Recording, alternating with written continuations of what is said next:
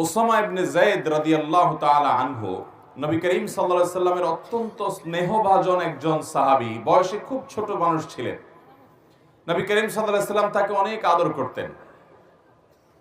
এই ওসামা ইবনে যায়েদ রাদিয়াল্লাহু তাআলা আনহু তিনি বলেন, আমি নবী করিম সাল্লাল্লাহু আলাইহি সাল্লামকে জিজ্ঞাসা করলাম, ইয়া রাসূলুল্লাহ, লাম আরাকা তাসুমু শাহরাম মিনাশ শুহুর মা তাসুমু শাবান।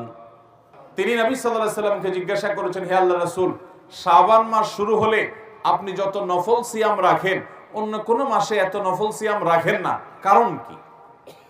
নবী করিম সাল্লাল্লাহু আলাইহি সাল্লাম তখন দুটি কারণ বলেছেন। কয়টি কারণ বলেছেন? নাম্বার 1, ক্বালা যাকা শাহরুন ইয়াগফুলুন নাসু বাইনা রাজাব ওয়া রমাদান। তিনি বললেন যে আমি এই মাসে নফল রোজা বেশি রাখি, তার প্রথম কারণ হলো এই শাবান মাসের পরের মাসটা কোন মাস? রমাদান। আর শাবান মাসের আগের মাসটা কোনটা? রজব।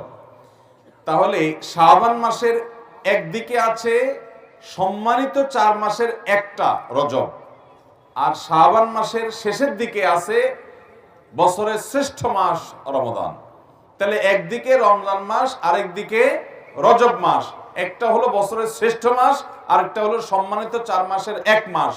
তো রজব মাসের প্রতি মানুষ সম্মান প্রদর্শন করে, ইমানদাররা যেহেতু আল্লাহ সম্মান দিয়েছেন। আর রমাদান তো শ্রেষ্ঠ মাস, মানুষ ইবাদত বন্দেগী করার চেষ্টা করে।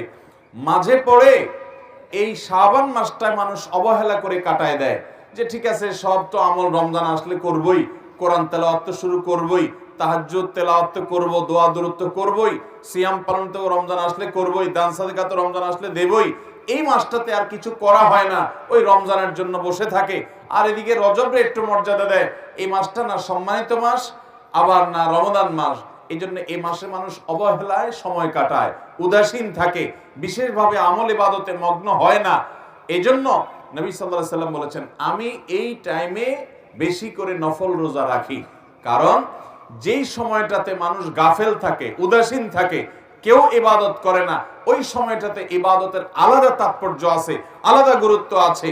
একজন চেয়ারম্যান সাহেবকে সবাই দেখলে সালাম দেয়, মেম্বার সাহেবকে দেখলে সবাই সালাম দেয়, মসজিদের ইমাম সাহেবকে দেখলে সবাই সালাম দেয়। কিন্তু একজন রিকশাওয়ালা বেচারা, তাকে কেউ সালাম দেয় না।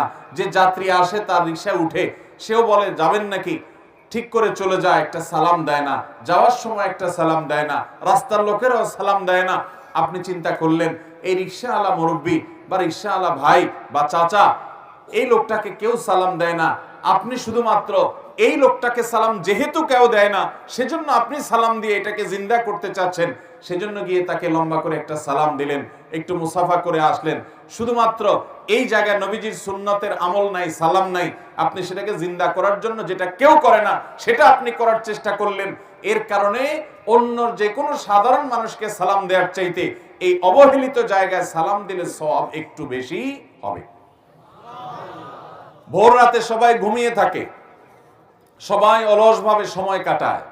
আল্লাহর যে বান্দারা এই টাইমে উঠে তাহাজ্জুদের নামাজে দাঁড়িয়ে যায়, চোখের পানি ফেলে আল্লাহর কাছে দোয়া করে, তার সে দোয়া, তার সে ইবাদত, তার সে রোনাজারি, তার যে কান্নাকাটি, তার সে ভালো কাজ, যেহেতু সবাই নাক টেনে ঘুমায়, অলসভাবে ঘুমে থাকে, এই সময় সে ইবাদত করে।